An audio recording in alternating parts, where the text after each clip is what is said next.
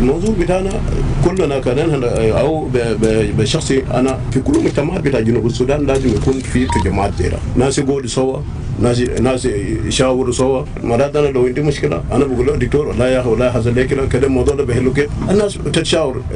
قوات بتاعنا ده بيطلق من مشاكل كثير بتاع انه انت ما تمشي. يعني مرات يكون عندك مشاكل في بيتك تقعد تحدى اخوك هنا يعني يرضيك ويمشيك بعد شويه تلقى البيت بيكون هادي والمجتمع بيكون ماشي. انا داير المنظور ده يتحول لكل المجتمعات بتاعنا في داخل جبهه او خارجها او في كل ولايات بتاعنا ناس تقعدوا وناس ما يقعدوا كمجتمعات زي قالوا الاخوان الناس ما يقعدوا يعني قبائل كل الناس يعني جنوب ده مع واحد ناس يقعدوا زي ما احنا قاعدين تلقى شلوك تلقى دينكا بتلقى انا القدام انا دينكاوي انا قاعد هنا من منذ كم زمن طويل. يوم واحد ما قالوا والله ما الناس قالوا كتبوا الناس بيننا انا قاعد الحمد لله ونحمد ربنا ما في مشكله. نحن اخوان نحن نربي الروح ده الناس تمشي لقدام. البلد ده بيشيل ناس ما بيشيل اي زول. وشكرا لإذاعة اي راديو. Sounds of the Week on iRadio, your eye on South Sudan. Live from Juba, on air and online. This is iRadio News. Hello, this is iRadio News. First, here are the headlines. The South Sudan Revenue Authority says it collected 112 billion South Sudan pounds in non-oil revenue in the first 15 days of July, surpassing its bi-weekly target of 100 billion pounds.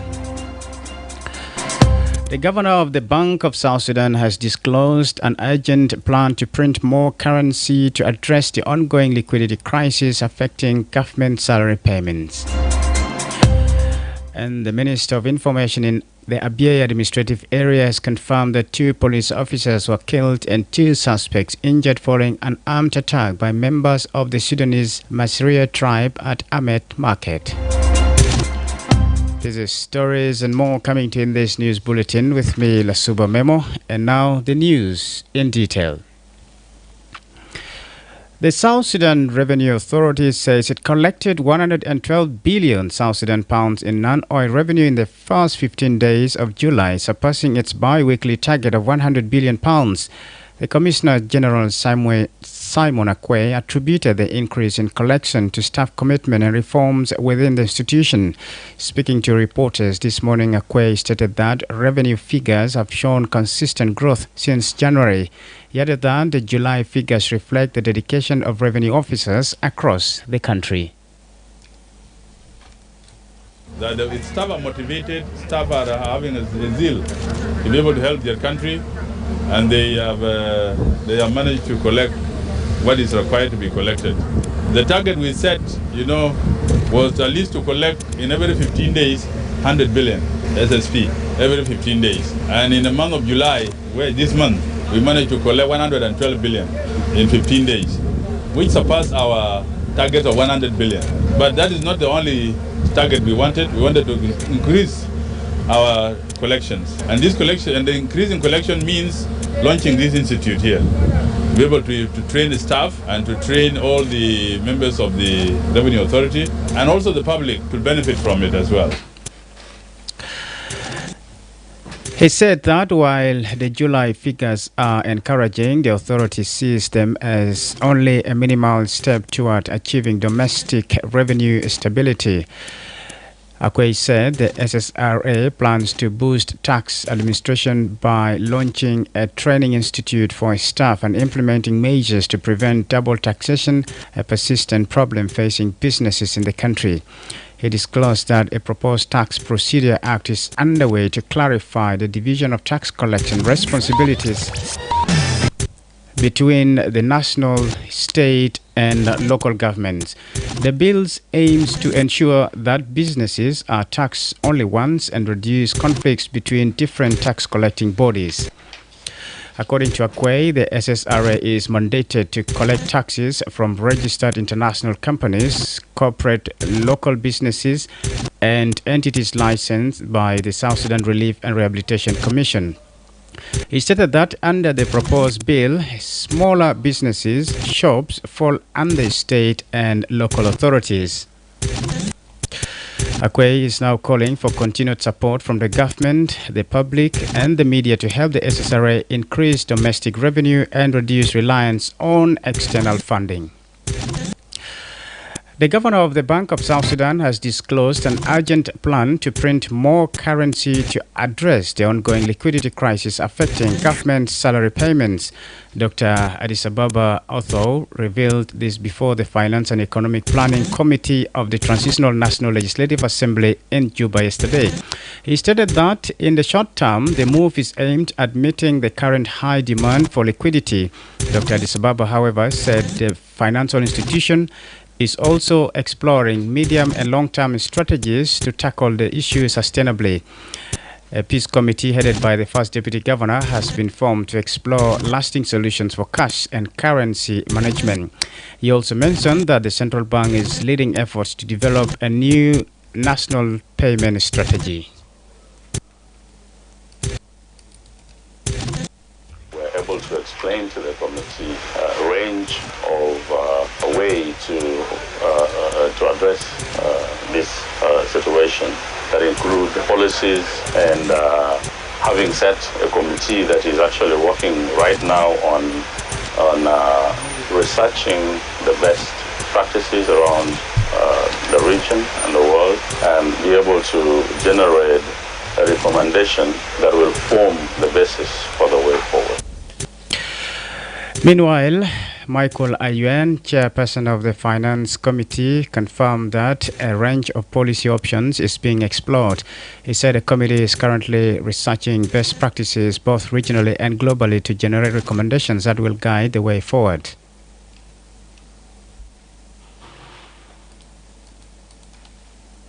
We're able to explain to the committee a range of a way to address this situation that include policies, and having set a committee that is actually working right now on researching the best practices around the region and the world, and be able to generate a recommendation that will form the basis for the way forward.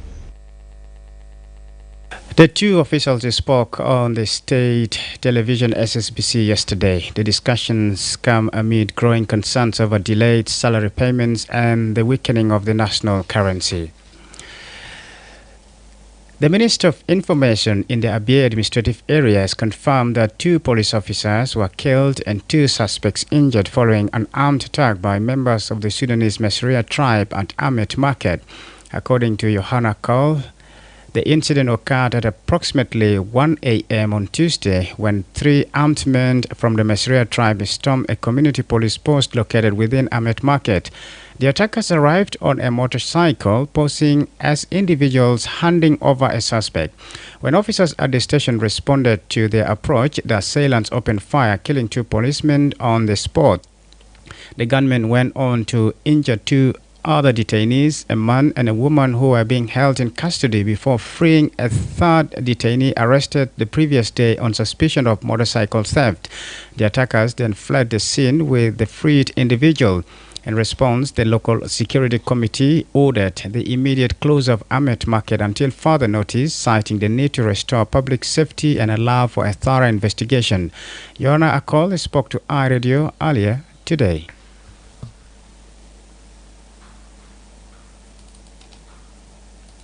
واحدة إنه يعني في 3 أنفار من قبيلة المسيرية وهم سايقين ورابطين يدينه إلى الخلف وهم سايقينه بالسلاح واتجهوا بالشرطة المجتمعية الموجودة في السوق، ولما وصلوا يعني العساكر الموجودين في القسم افتكروا إنهم ده المجرم جايبينه عشان يدخلوا الحبة. أفراد الشرطة المجتمعية الموجودة في السوق يعني حاولوا، واحد منهم حاول يفتح الحراسة، وعلما إنه في الحراسة في واحد نفر من قبيلة المسيرية تم القبض حطوا عليه تهمة سرقة الموتر. الفكرة الأساس حقهم إنه يجي يطلعوا الزول المتهم الموجود جوا ده، طوالي نازل طفوا النار طوالي، وعلى الشرطة المجتمعية ده قتلوه، برضه الزميل الثاني برضه ضربوه. النفرين ديل مات تم جرح مواطن كان متهم ومواطن برضه كان متهم، ديل بيهم مجروحين. إجراءات إدارية بأمر اللجنة الأمنية أما إخلاق السوق لحين إشعار آخر.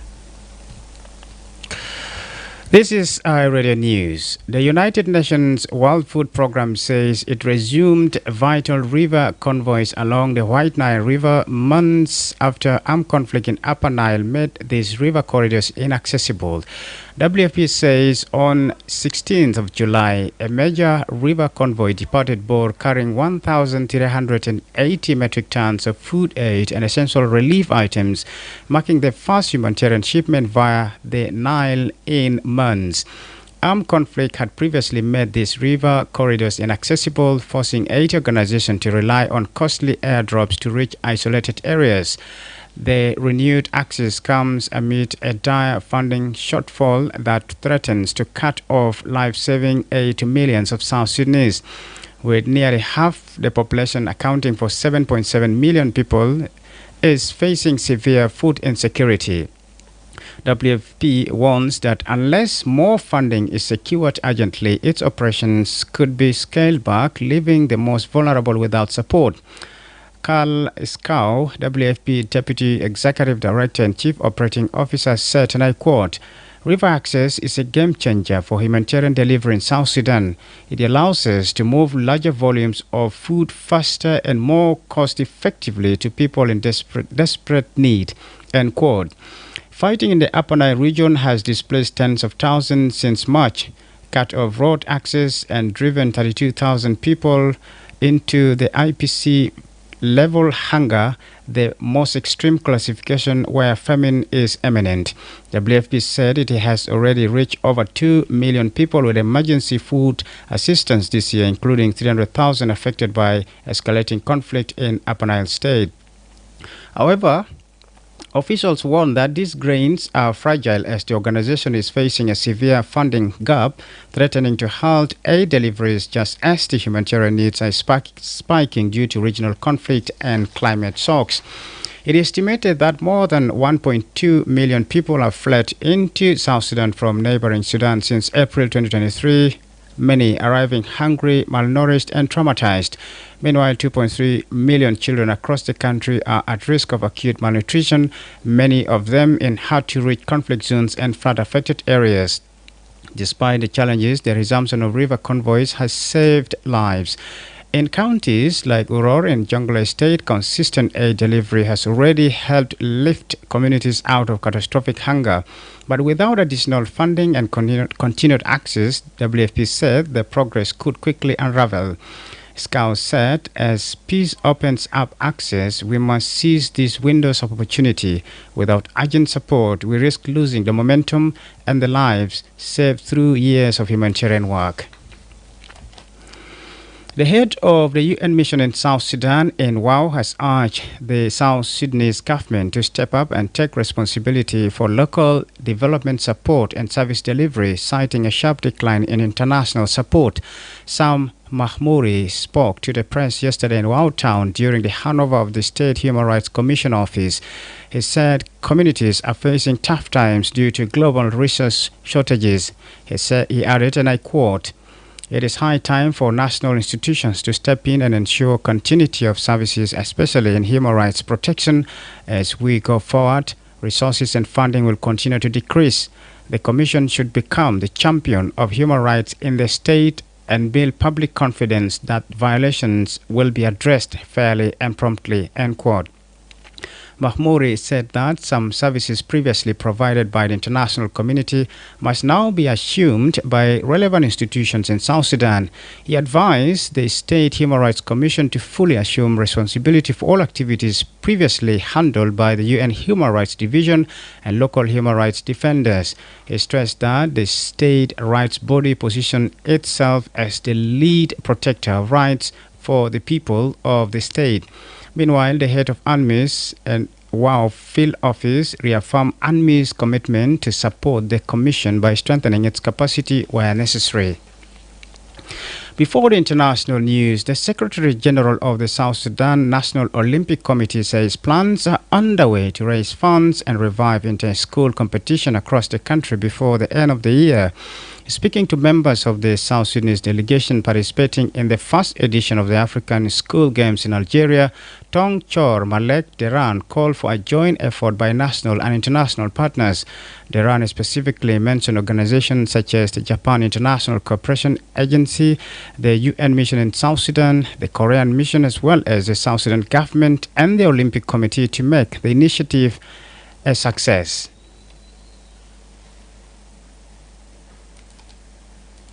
This tuition fees is one of the most crucial, but at the same time, it is the inexpensive tuition fees in East Africa community. Imagine somebody to pay 1 million tuition fees.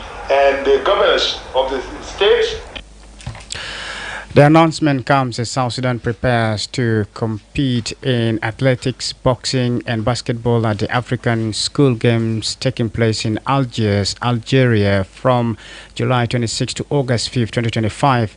The event is expected to attract more than 3,000 young athletes and coaches from 51 African countries, according to the Association of the National Olympic Committees of Africa. Meanwhile, Martin Tako Moi, the Deputy Minister of General Education and Instruction, encouraged the young athletes to compete with honor and pride. The revival of inter-school competition is seen as a significant step toward nurturing young talent and promoting unity through sports. This is iRadio News. And now to the international scene. Here is Nyamot Road. Good afternoon. Let's have a look at the stories making headlines in the region and beyond. The UN chief says Gaza's last lifelines are collapsing, with humanitarian conditions breaking down at an accelerating pace during Israel's offensive. UK Foreign Secretary David Lammy tells the BBC he is sickened by the grotesque scenes in Gaza. It comes after he joined with 7 other nations in condemning the horrifying killing of hundreds of Gazans trying to get food from Israel's aid operations. Elsewhere, an official investigation has found that dozens of provincial officials and hospital staff attempted to cover up a leading poisoning case that made hundreds of children sick in the northwest China and sparked widespread outrage. The officials tampered with the blood test of students who were poisoned at Peksin Kindergarten in Tianshui City, Gansu provincial authorities said in a report on Sunday. The report said city officials also accepted bribes from an investor in Peksin while neglecting food safety inspection across several preschools. Finally, Ukrainian President Vladimir Zelensky has said Russia and Ukraine will hold a new round of peace talks in Istanbul on Wednesday. Zelensky proposed fresh talks at the weekend, days after US President Donald Trump threatened Russia with severe sanctions if there was no ceasefire between Moscow and Kyiv within 50 days. Washington has also pledged new weapons for the Ukrainian military after Russia intensified attacks. That's all from the stories making headlines, and now back to you, my colleague in the studio. Thanks, Nyamot Road. This is iRadio News, and now to the world of sports. Here is Darlington Moses.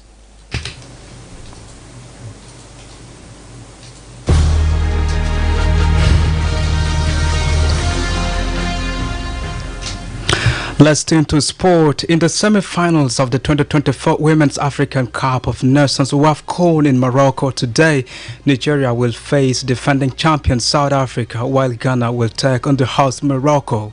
Ghana's Black Queens book the place after a dramatic 4-2 penalty shootout win over Algeria following a goalless draw after extra time at Bakhani Stadium.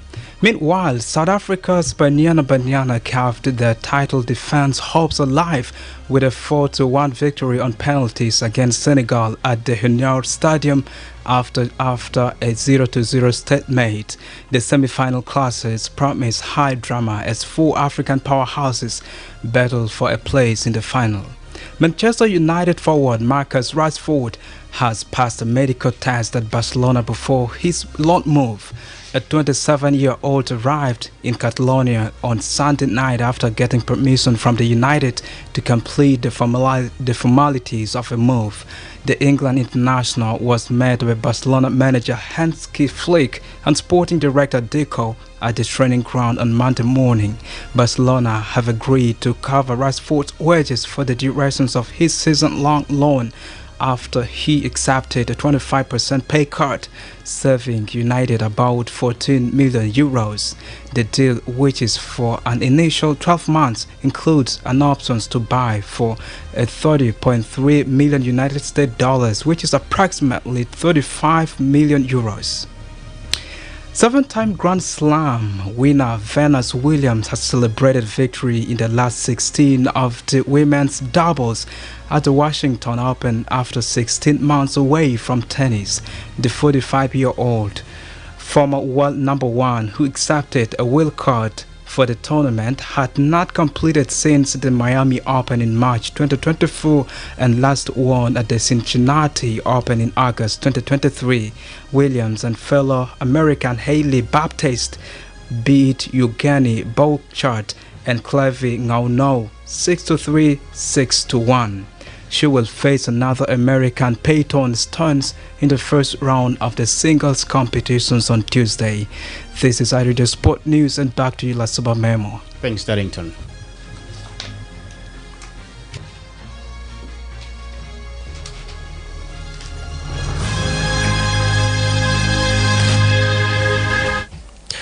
This is iRadio News, and to end this bulletin, here's a recap of the headlines.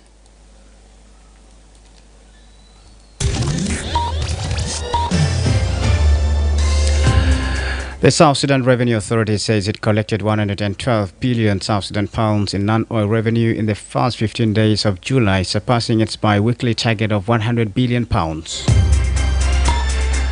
The governor of the Bank of South Sudan has disclosed an urgent plan to print more currency to address the ongoing liquidity crisis affecting government salary payments. And the Minister of Information in the Abyei administrative area has confirmed that 2 police officers were killed and 2 suspects injured following an armed attack by members of the Sudanese Masria tribe at Amet Market. That's the end of iRadio News. If there is a story or an event you'd like iRadio to cover or report about, please send us a text message at +211 925 287 It's also our WhatsApp number. Follow us on X at iRadio Juba, like our Facebook page iRadio, subscribe to our YouTube channel at iRadio South Sudan. You can also visit our website and listen to us online at www.iradio.org. Stay tuned for the news in Arabic at 12:30. I am Lasuba Memo. Thank you.